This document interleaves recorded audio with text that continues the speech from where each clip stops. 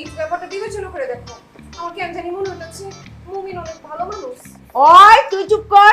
কুমকুমের আব্বা পুলিশরে কল দাও, পুলিশরে আইবার কও, ছেড়ারে পুলিশ দিয়ে পেন্ডালি দিমু। ছেড়ার কত বড় সাহস! ওরে পুলিশে ধরে দেবে তা হইবে না। মুই এখন এই যে বেলেট নিয়ে আসছি, ফেসবুক লাইভে গিয়ে আমি সুইসাইড করমু।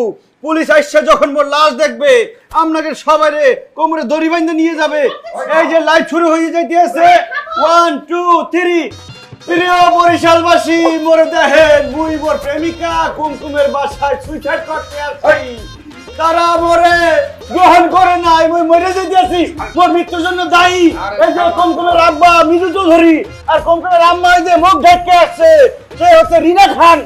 না রিনা খান না, রিনা চৌধুরী। থাম থাম ছেড়া, ওই হয় কি? না না না, আমি মরে যাবো, মরে গেলাম। কি বলেন? বদ্ধ কর, ওইটা ওইটা বদ্ধ কর। কইতাছি বন কর, করলাম বন্ধু। বন কর। এই যে কইতাছি কি যে ঠিক আছে, আমার মাইয়া যেহেতু তোমারে পছন্দ করছে, তোমার আমরা মাইনে লিবার পারি, মাগার একটা শর্ত আছে। কুমকুমরে পাওয়ার জন্য মোর একটা শর্ত নাই, 1000 শর্ত পূরণ করতে পারি। মোরে শুধু বলেন কি শর্ত, মুই এখন পূরণ করে দিতে আসি।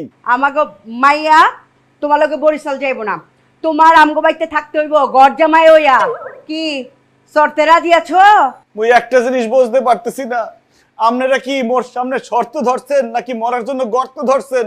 মুই একজন খাঁটি বরিশাল্লা, মোর পক্ষে কোনোভাবে